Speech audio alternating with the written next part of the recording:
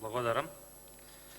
Сакам да напоменам од аспект за предлог законот за изменување и дополнување на законот за здравствена заштита по скратена постапка, дека ова е само еден мал чекор од аспект на тоа што се треба да се направи во здравството. Имено ние имаме хронично болен здравствен систем. Значи тоа не е нешто кое што потекнува од сега, тоа е еден проблем кој што се провлекува во изминатите 30 години. Како држава дојдовме во ситуација да во одредени здравствени центри, каде што се испорачувале определени здравствени услуги, во минатиот век, да во овој век веќе тие услуги не се пружаат. Искрено очекував дека освен ова дополнување на законот за здравствена заштита, сите ние ќе имавме во овој период еден закон за здравствена заштита и лекарска дејност, која што не засега сите, и лекарите, и пациентите, и целокупниот медицински персонал, закон за кој што се надевам дека многу брзо ќе се најде во собраниска постапка. Од аспект за измените што се предлагаат, сметам дека има доста работи кои што ќе олеснат работата на лекарите и ќе ги мотивираат младите лекари да побараат работа во постојните здравствени установи, но има одредени недоречености, недоискажаности во законот, на кој што ние како пратеничка група, односно како комисија, лекарска комисија од ВМРО ДПМН, укажавме кој што се надеваме дека ќе влезат во овие брзи измени уште на следната седница, односно каде што ќе бидат опфатени и субспецијалистите во однос на време траењето на кое што лекарот треба да го одработи во здравствената установа по завршување на субспецијализацијата. Тоа ми е едната замерка и се надевам дека ова законско решение уште на следната седница ќе се донесе и ќе биде опфатена и таа група на лекари.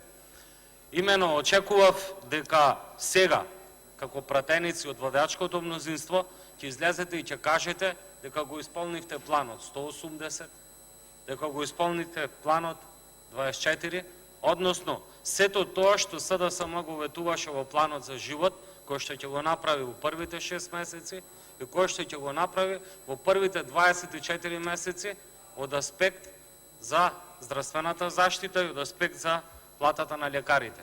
Имено сега требаше, според вашето ветување, лекарите да имаат двојни плати, односно секој специјалист да има плата минимум 60.000 денари.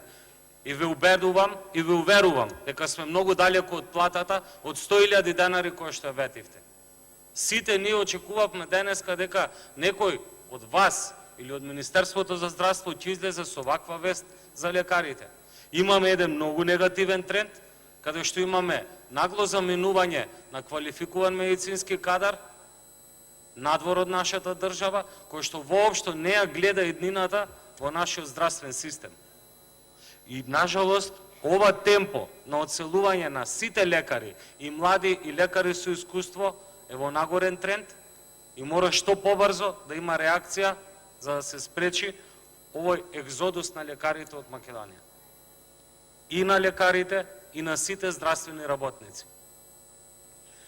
Не сакам да излегуваме со информации дека лекарите веќе имаат плата 100.000 денари, 120.000 денари, сите специјалисти чекаат основна плата од 100.000 денари, соодветно на тоа како што е ветено во програмата План за живот.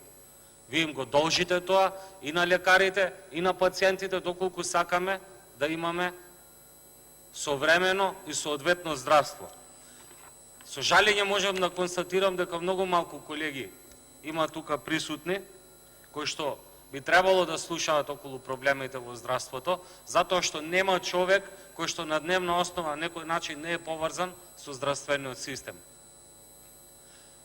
Ќе поддржиме одредени измени кои што сметаме дека се добри за лекарите, што не значи дека од аспект на сите здравствени политики ќе имате безусловна поддршка и секојдневно ќе се трудиме да ве подсетуваме на ветувањата кои што ги дадовте во вашиот план за живот и платата од 100.000 денари кои што чекаат лекарите специјалисти. Секое забавување и неисполнување на ветувањата кон лекарите и сите здравствени работници